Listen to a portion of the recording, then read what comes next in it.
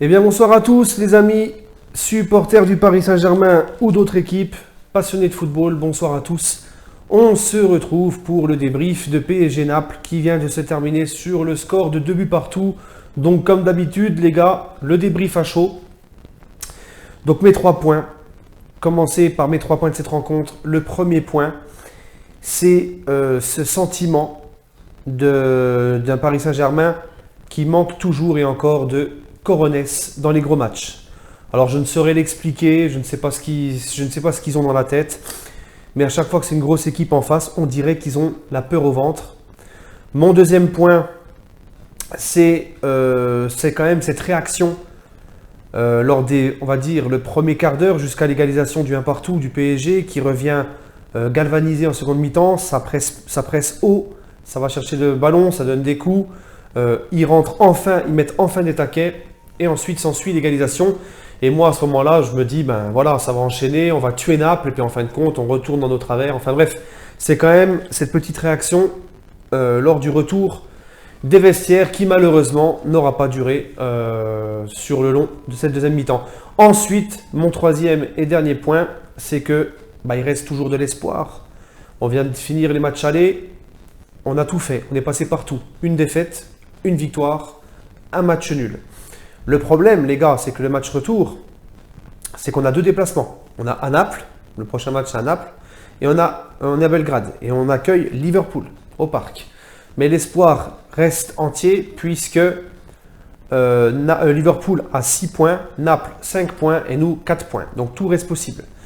Donc, c'est mes 3 points de cette rencontre. La composition d'équipe, c'était le 4-2-3-1 que j'avais donné dans mon avant-match et que j'espérais. Areola dans les cages, Meunier sur le côté droit de la défense, Bernat à gauche, Kimpembe, Marquinhos en défense centrale, Thiago Silva étant blessé. Milieu de terrain, Verratti, Rabiot, Neymar en 10, Di Maria, Mbappé sur les côtés et Cavani en attaque. Donc, franchement, que dire les gars, première mi-temps. Alors déjà, une première grosse frayeur dès le début de match. Neymar, il a sa cheville qui tourne sur un contact avec Cavani. Les deux veulent marquer leur but.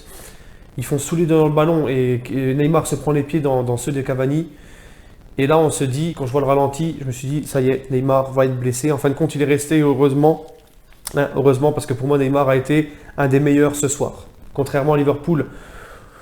Enfin bref, on va y revenir après ça. Mais donc, c'est une petite frayeur qui a commencé. Ensuite, nul à chier, aucune intensité, aucun pressing, une équipe coupée en deux, il y avait quasiment plus de milieu de terrain, Verratti, Rabiot, aucune cohésion entre les deux, on dirait que les deux ils étaient perdus à jouer ensemble, l'un à côté de l'autre. Mbappé à l'ouest, du début à la fin, Mbappé méconnaissable, il perd trop de ballons, trop de déchets, il a réussi juste à faire la différence une seule fois, c'est au tout début du match, sur l'action justement où Cavani et Neymar se rentrent dedans. Ensuite, plus rien. Derrière, il y a beaucoup d'espace pour les joueurs de Naples. Les joueurs de Naples ont le temps de se faire des passes. Aucun pressing. J'avais l'impression de revoir le même PSG qu'à Liverpool. Sauf qu'il y avait un meilleur Neymar. Donc, première mi-temps, on se fait ouvrir le score sur quasiment la seule occasion de Naples. Juste après que Naples tape sur la barre. Mais sinon, à part ça, pas d'autre occasion, à part le but. Voilà. Donc, but de Insigne, qui lobe tranquillement Areola. J'en veux pas à Areola, c'est vrai qu'il met un peu de temps à sortir et il coupe un temps d'arrêt, il marque un temps d'arrêt sur sa sortie. On ne peut pas en vouloir à Areola. Moi j'en veux à l'équipe, tout simplement sur cette première mi-temps, qui n'a pas été foutue de poser ses couilles et de faire un pressing et de mettre de l'intensité dans ce match. Et en plus de ça, on voyait bien que Naples non plus mettait pas une grosse intensité. Donc si on aurait été vraiment les chercher, on aurait pu faire mal. Enfin bref. Mi-temps, je pense que Tuchel a poussé un petit coup de gueule. Pendant un quart d'heure, un PSG, enfin un PSG qui met de l'intensité, qui vient presser haut, qui rentre dedans. Naples n'a quasiment plus le ballon. On pousse, on égalise sur un but avec beaucoup de réussite, un centre détourné de Meunier, ça va au fond des filets. Là, tu te dis, enfin, ça tourne un peu en notre faveur. Je me dis, comme je vous l'ai dit tout à l'heure dans les 3 points, je me dis le PSG va continuer comme ça. On va aller jusqu'à la fin, on va presser, on va pousser, on va mettre de l'intensité comme ça jusqu'au bout pour aller chercher la victoire. Et après, non, ça retombe. On revoit le PSG de première mi-temps. Et Naples en profite, avec un peu de réussite aussi, marque ce deuxième but. Et puis là, je vois pas trop de réaction du PSG, mis à part la bonne rentrée de Diaby qui apporte. Diaby, il rentre, le mec, il fait ce que les autres ne font pas. Il vient récupérer des ballons, il donne de l'intensité. En plus de ça, il a la balle, il apporte du danger, de la percussion, il se met bien sur les côtés, il apporte du danger. Et ensuite, miraculeusement, moi, je commençais à me dire, ça y est, on va perdre 2-1. L'Europa League arrive, je sentais déjà l'odeur des 16e de finale d'Europa League face à Copenhague ou le FC Tombouctou. Et en fin de compte, non. Di Maria, qui n'a pas été exceptionnel, nous sort une frappe de Spartiate, sortie de nulle part, en pleine lucarne. Il nous sauve. On s'en sort vraiment, les gars, les cuisses propres. Mais si encore ça aurait été à Naples, j'aurais dit, bon, c'est un bon résultat, mais c'est au Parc. Et après, il va falloir se retaper cette même équipe devant son public. Et je vous ai dit tout à l'heure qu'il y avait de l'espoir, mais je me dis que ça va être pareil en fait. À Naples, on va pas poser nos couilles. Contre Liverpool au Parc, on va pas poser nos couilles. J'ai l'impression que ça va être pareil, quoi. Et puis on va s'amuser contre Belgrade, peut-être, sûrement. Voilà. Bref, tant qu'il y a de la vie, il y a de l'espoir. C'est pas perdu. Mais franchement, je suis très déçu. Très, très, très déçu. Je pensais vraiment voir un PSG mort de faim, un PSG enfin, comme on l'a vu ces derniers temps, avec une équipe qui défend ensemble, qui presse ensemble, qui joue ensemble. Et Thiago Silva, beaucoup le traite de chialeuse, de loque, de fiotte ou je ne sais quoi. Hein. Mais Thiago Silva, on voit bien que quand il n'est pas là, c'est pas pareil, les gars. Hein. Il n'est pas là, c'est pas pareil. Derrière, ça a été... Et ensuite, un point très important aussi que je n'ai pas souligné, Tuchel est passé en 3-5-2 à la mi-temps. Et on voit que Meunier, il est beaucoup plus à l'aise dans un 3-5-2 parce que franchement, Meunier, il a des lacunes défensives, mais incroyables. Et il a sorti Bernat, il a fait rentrer Kehrer. Et ça, c'est un bon point marqué par Tuchel parce que franchement, Bernat, ça a été très, très, très, très faible. Kehrer qui n'a pas été du tout mauvais.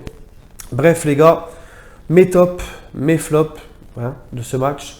Alors en flop, bah, je mettrais Bernat.